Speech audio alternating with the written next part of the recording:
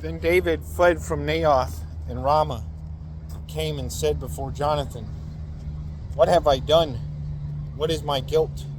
What is my sin before your father, that he seeks my life?"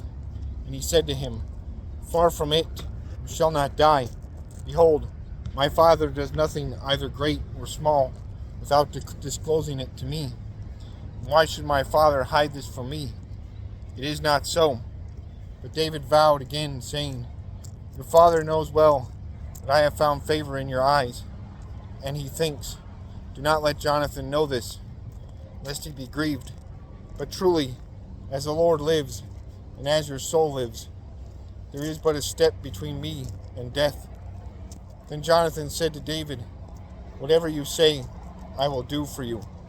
David said to Jonathan, "Behold, tomorrow is the new moon, and I should not fail to sit at table with the king.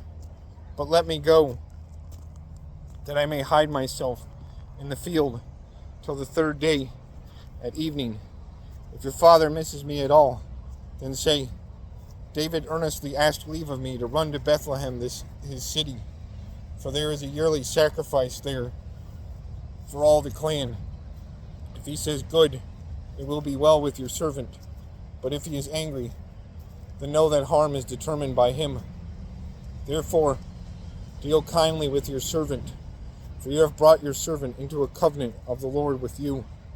But if there is guilt in me, kill me yourself, for why should you bring me to your father?" And Jonathan said, "Far be it from you. If I knew that it was determined by my father that harm should come to you, would I not tell you?"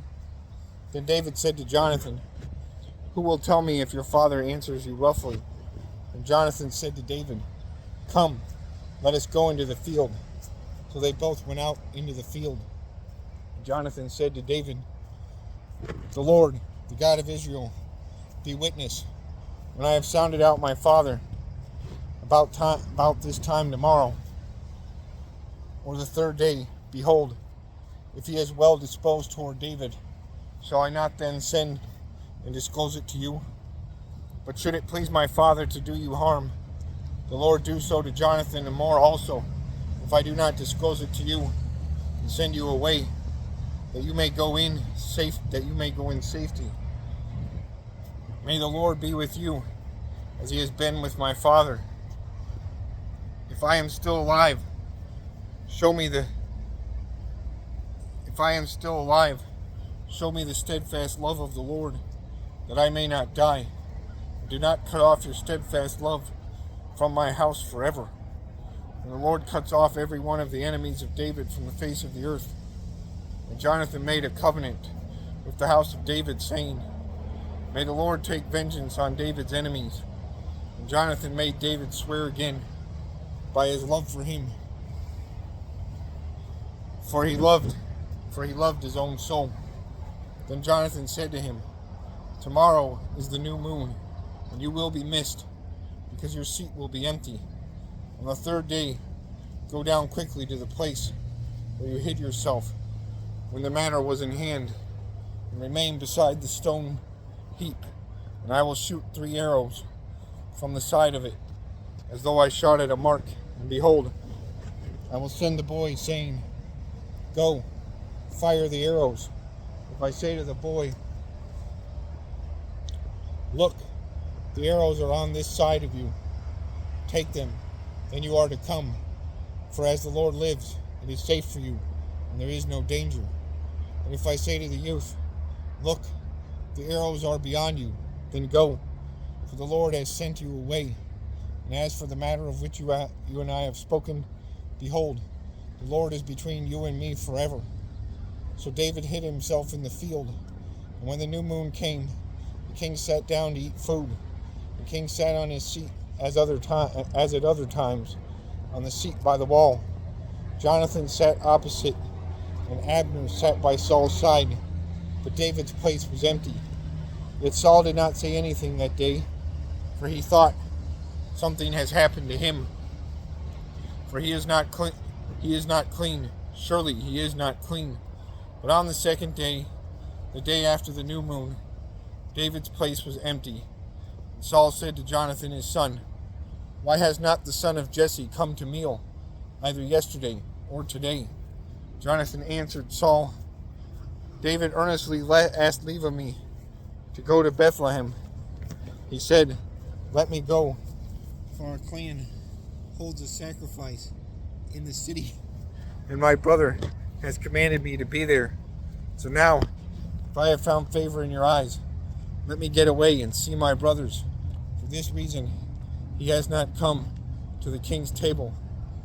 Then Saul's anger was kindled against Jonathan, and he said to him, You son of a perverse, rebellious woman, do I not know that you have chosen the son of Jesse to your shame, and to the shame of your mother's nakedness? For as long as the son of Jesse lives on earth, neither you nor your kingdom shall be established. Therefore send and bring him to me, for he shall surely die. And Jonathan answered Saul his father, Why should he be put to death? What has he done? But Saul hurled his spear at him to strike him. So Jonathan knew that his father was determined to put David to death. Jonathan rose from the table in fierce anger, and ate no food the second day of the month, for he was grieved for David, because his father had disgraced him. In the morning, Jonathan went into the field to the appointment with David, and with him a little boy. And he said to his boy, Run and find the arrows that I shoot. As the boy ran, he shot an arrow behind him. When the boy came to the place of the arrow that Jonathan had shot,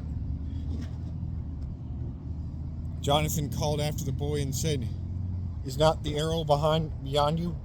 And Jonathan called after the boy, Hurry, be quick, do not stray, do not stay.